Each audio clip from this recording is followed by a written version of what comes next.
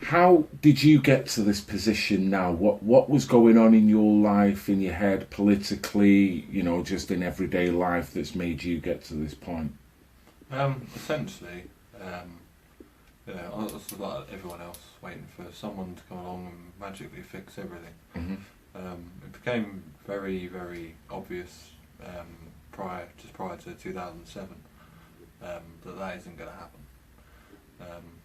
So I started developing the idea, and would put like nuggets of truth on all different like platforms. So you just like watch, British politics. You see a thread, and there'd just be arguing a toss over something, in the same sort of two option A or option B, left right paradigm. No, it's this. No, it's this. Oh no, you're an idiot. No, you're an idiot. And blah blah blah. I'll just drop nuggets of truth or like policy ideas and go, what about this? And just sit back and watch and go, oh yeah. And yeah, it's a long time sort of trying to understand people's perceptions, how they work, how they think, how they get to that sort of point, what triggers them to then sort of start asking the critical questions and challenging their own assumptions. And I've had to wait, as I said earlier, for quite a while, up until very recently, to then put the plan into place and put it into action. So it's a lot of sort of finding out the parameters and a little bit of trolling every now and again. What was your red line in the sand? Was it a moment, an event, something you've seen on TV, or? I'll tell you what, my wake-up moment was, I always knew there was something wrong, but I had no idea what it was, or how to even go about understanding it. I watched this documentary, it was Tupac Resurrection, done by MTV. I sat there and I watched it. I watched all the bonus and the outtakes and everything, and all the additional interviews. I was just blown away. There were so many nuggets of truth and questions that were put and points of reference which you never hear in the sort of, Coke, Pepsi, left-right arguments that we always, whether it be in political discourse, the media, entertainment, whatever it is. This is always trying to frame the argument as this is all the narrative. And it was just straight up the middle of, why is this happening? And they'll make a point and go, why would the White House has got so many rooms, and Ronald Reagan was going around wanting to do something about homelessness? Why not put some of those people that are homeless in the White House, even temporarily? But of course they don't want to do that because they would be a little tainted. And it's such a unique way of looking at things. It shows it's separate. a fundamental question. Yeah. If you're really serious about doing this, well, you've got all this space. You've got the Secret Service and everything. They ain't going to go anywhere. If they do, they get shot. It's the most beautiful gesture you could do. Yeah, exactly. And it would show you actually really do give a shit. And there was so many of them in this documentary. It just opened my eyes, and I thought, because it was all on about analysing society and being able to critically think, and that was the sort of moment. And I started looking, like 9/11 hadn't been that long after, long before it happened. And there's, even though I don't go the full bore to say it's a complete inside job, there's obviously, coming from any logical position, with science especially, structural engineering and stuff which I've studied. Building 7, for example, makes no sense. The official 9/11 Commission doesn't even mention it, which tells you everything. You had the former head of the FBI standing up and going, several of these people that we said were the hijackers who died are actually still alive, and there's people impersonating. There's these types of questions, even though we don't have the answers, and I don't have a full conclusion as to what happened, because there's so many unanswered questions. It triggered the mind to be able to then ask these questions, because they are, you have to ask the hard questions and look at the fundamentals to then be able to learn the truth. Because if you just go, listen to this bloke or listen to that bloke, go, yeah, I like that. Well, It's not you thinking, you're just following like a sheep. You've got to totally follow through with your principles and not just run away with other people's ideas and theories. I mean, going back to the 9/11, I don't want to dwell on that too much because that gets conspiratorial, but when you start asking questions, a simple one, Building 7, it falls as quick as a bowling ball. Yeah, into his own blueprint. Into its own, and all three buildings fell into their own blueprint, but Building 7, which was not even attached, it's a couple of blocks away, and it was an internal fire, but yet all points.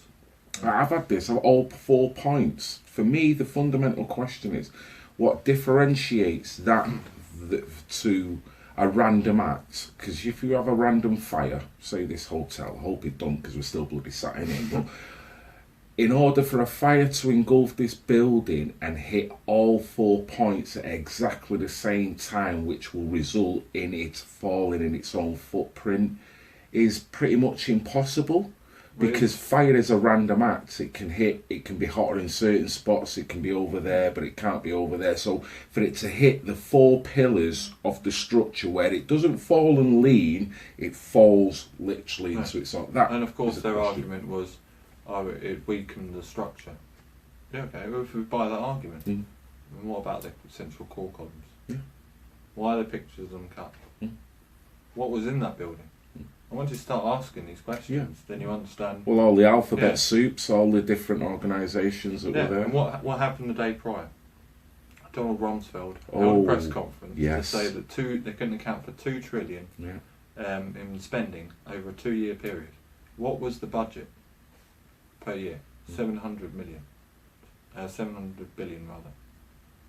Now, I don't have to be the world's greatest mathematician to work out that doesn't add up. The gangsters that have definitely embezzled money, and he uncovered it. Now, whether what happened the previous days after was to kind of blow that away, I have no idea, but it's all relevant in a way, and in a sense it shows the corruption within governments per se, regardless of what event happened. Well, at the very least, all they've done is they pulled it to hide that fact, because that's where it was all stored. So at the very least they've capitalised on an event, a very tragic event, and then gone, oh, by the way. And that goes to the mentality of what these people are really like. Why would you have these types of psychopaths? If you lived next door to them, would you let them walk your dog? No. So why would you let them run the country? It's the same thing here. They didn't even do an investigation into 7/7.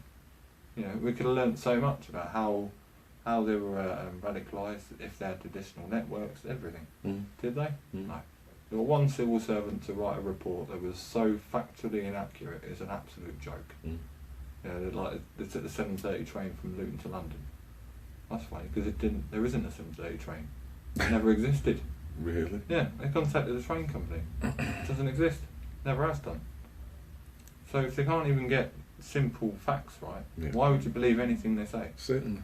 But they're expecting you to just take that per se, aren't they? Oh yeah, that's what's happened, so I'll just go. Those sorts of things. I'll only ask questions. I won't, make into a grand create theories. Grand conspiracy theory to then be dismissed because you just ask the questions and you go, well, what about this? I'm not coming to any conclusion. I'm just wondering why. But the fact that we've covered this now, people, oh look, they're going down the conspiratorial route. Well, it's not a conspiracy to ask questions because I'm not coming to an assumption or a theory of anything. Just something's not right. Well, it's provably false. So to call that out and say that's a conspiracy theory is moronic, really. It's not like I'm saying pulsar weapons or aliens brought them down or any of that stupid crap. And I completely understand people did, but just asking questions, trying to find answers to then understand the truth of any event, for example, is not conspiratorial at all.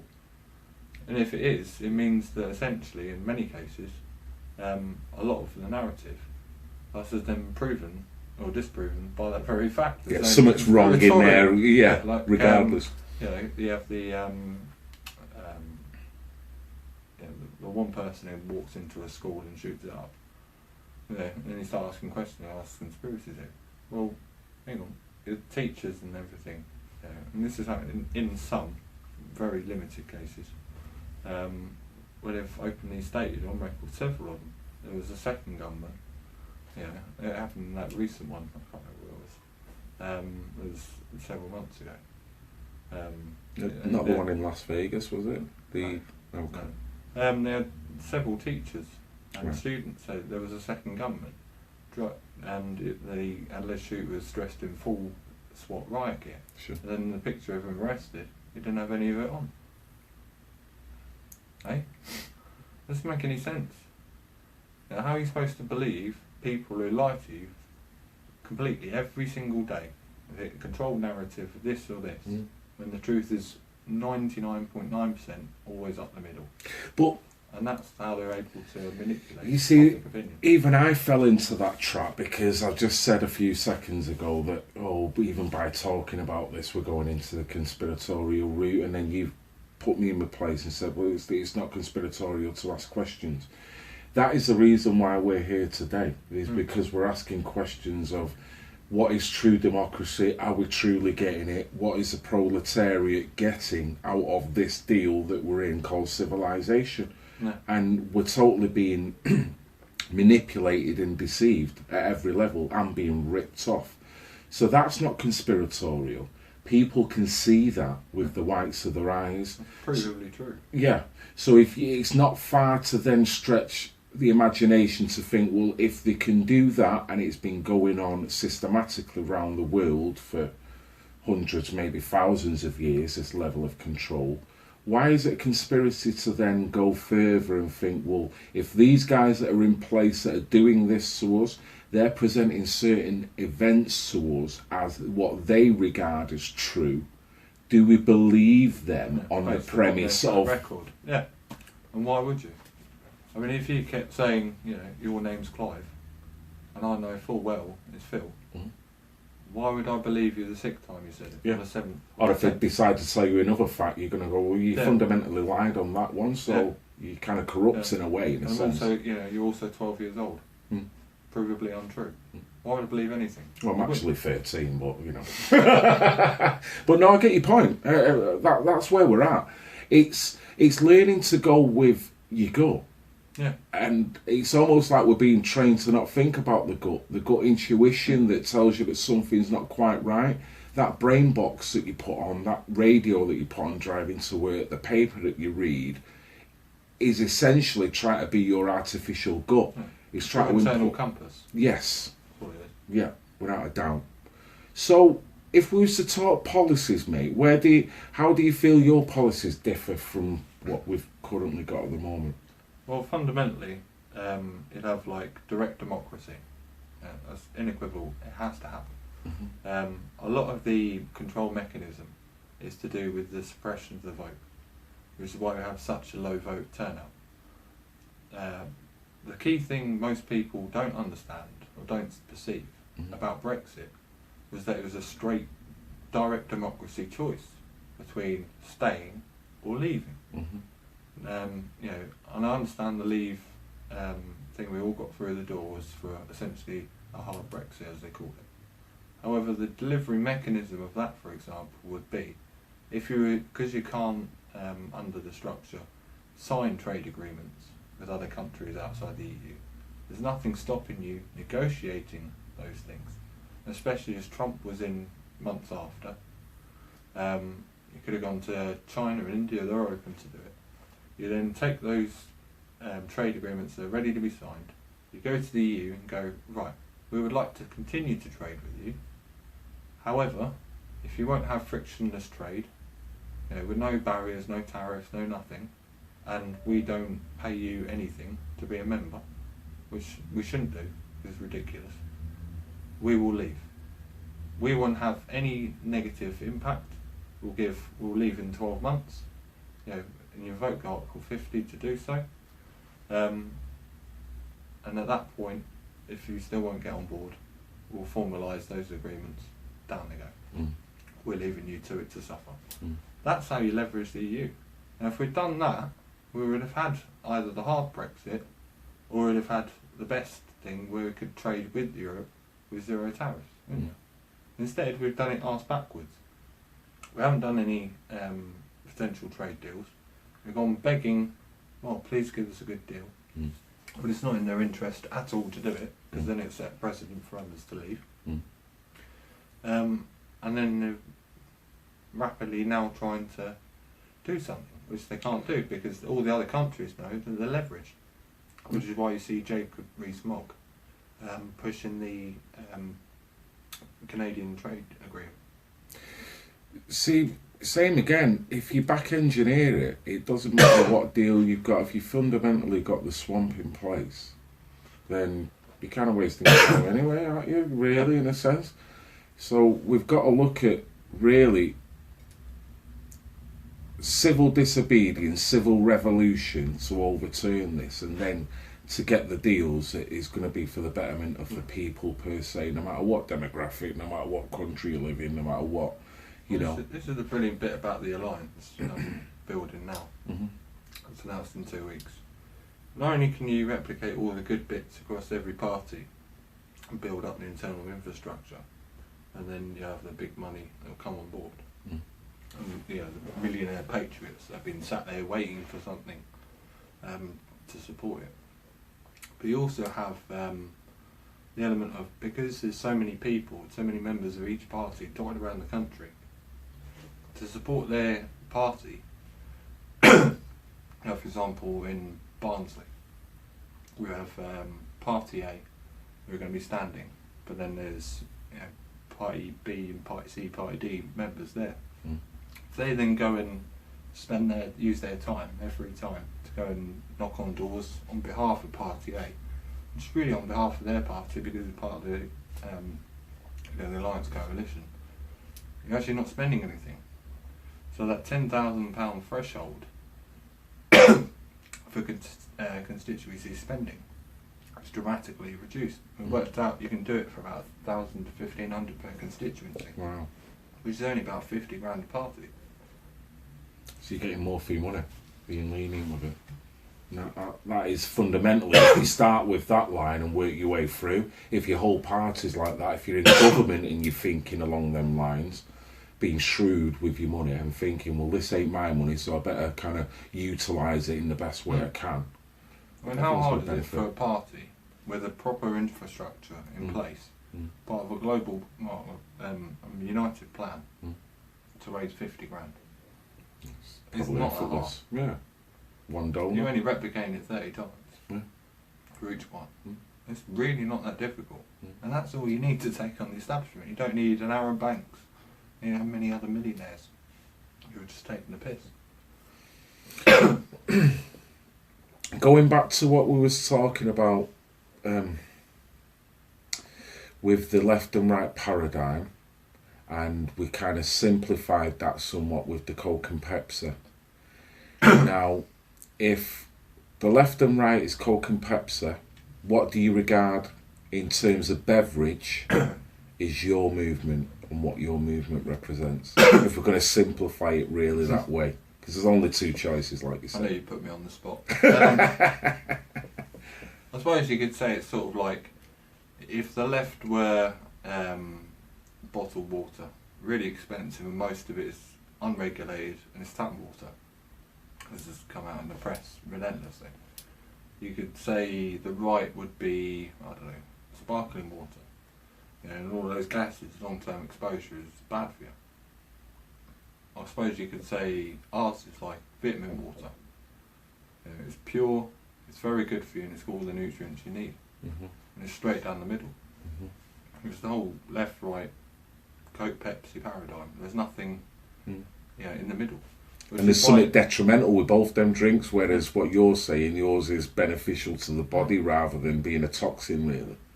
Well, like the biggest democracy in the world is the United States. Two-party system. You see it replicating all the way around the world. And it's been controlled for so long, and now it's finally breaking. Like in Italy, you have the far left and the far right joining together to then form a coalition. And it's those sorts of things where you just put all the crap aside and just look at, right, what things are fundamentally wrong? What can we do to achieve it? Who can we work with? and then they come together. Mm. Happens time and time again throughout human history. Mm-hmm. You know, and the same thing with wars. With World War II. You know, reject Nazism and come together and defeat it. That's it. No. Yeah. There's no secret to it. Yeah. It's Future-proof past is cute. it's the intent of the people that are running it, and whether that's what they want in their grand plan. What we want is one thing.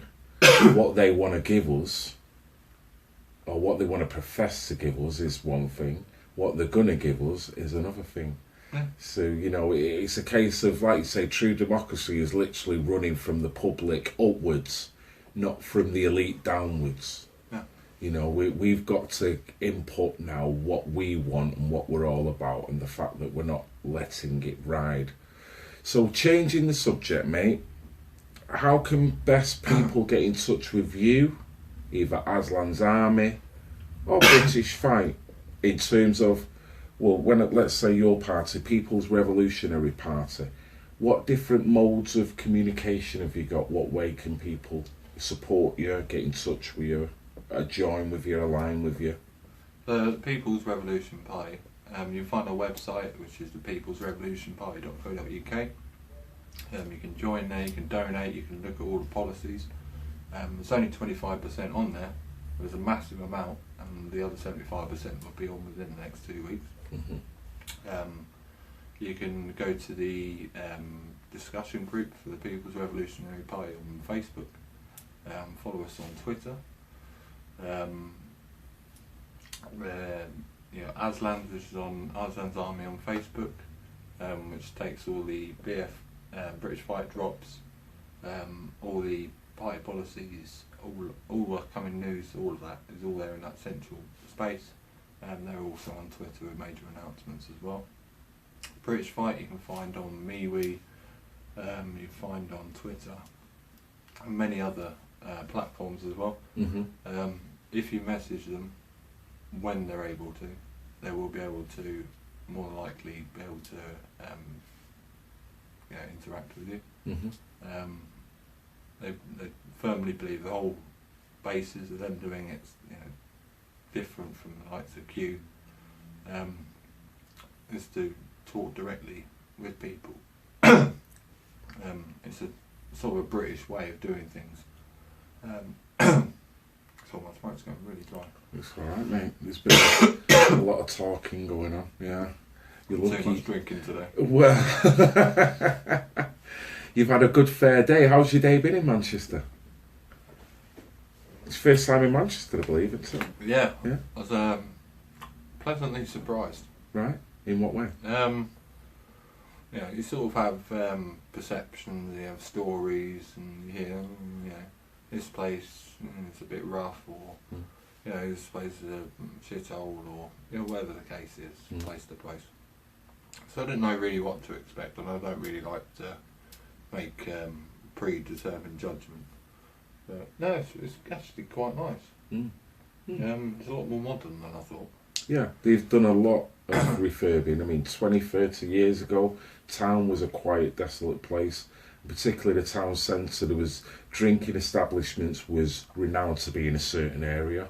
Now they've widened it. You've got probably 4 or 5, 6 major locations within Manchester itself, because they've just built it up.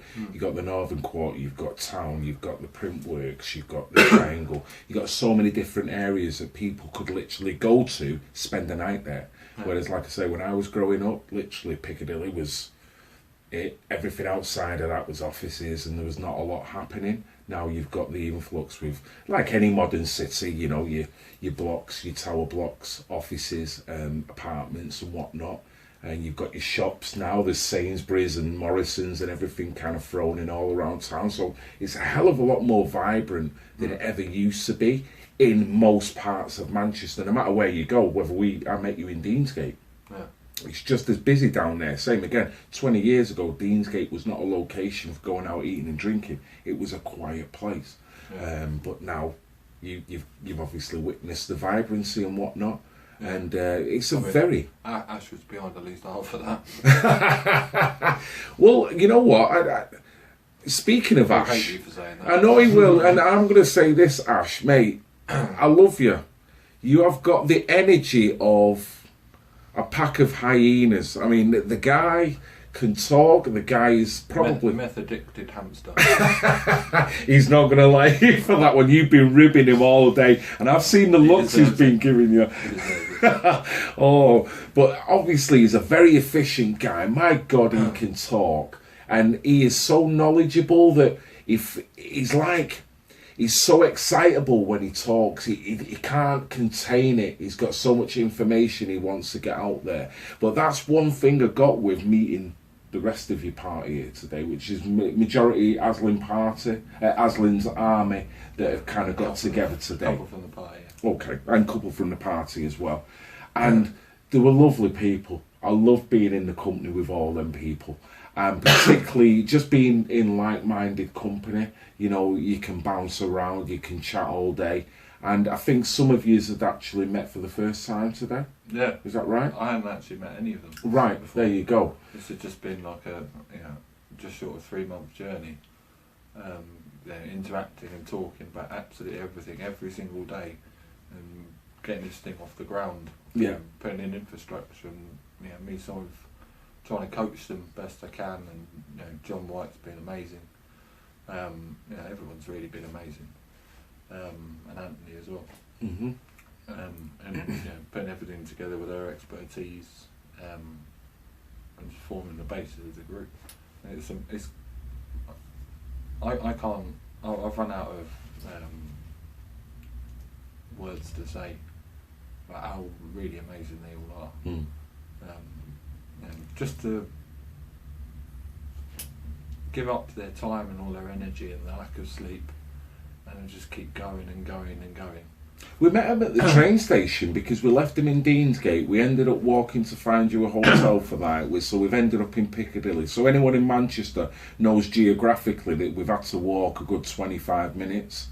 We've seen him outside Piccadilly train station. It was like, oh, we've met him for the first time again. And it was like buzzing again. It was like, oh, we've got to go for an interview, but we could stay here for another hour talking. There was that much kind of love and appreciation for one another's company.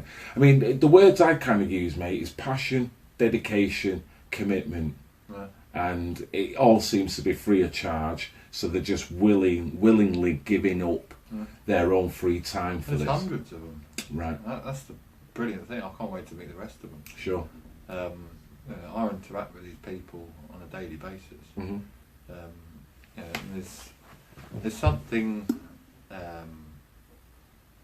It goes back to sort of human interaction away from social media. Even though a lot of it's done online, the bond that we've built between all of us is like a true.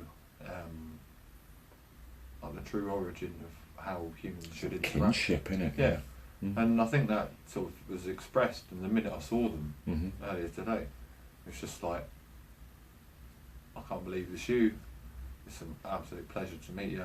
And it's like we're old friends. And we just haven't seen each other in so long. We've got so much to talk about. Yeah, we're talking just yesterday for 2 hours online. It's really, really special. Yeah. It's just, there's not enough words I can say, or superlatives for them all. I got a vibe, I got a touch of that when I met you guys. You know what, mate, we're going to have to really cut it there. Where are we? Are we on 20 minutes or 29? I can't really see. I think we're on 20 minutes. Oh, I don't know, I'm not sure.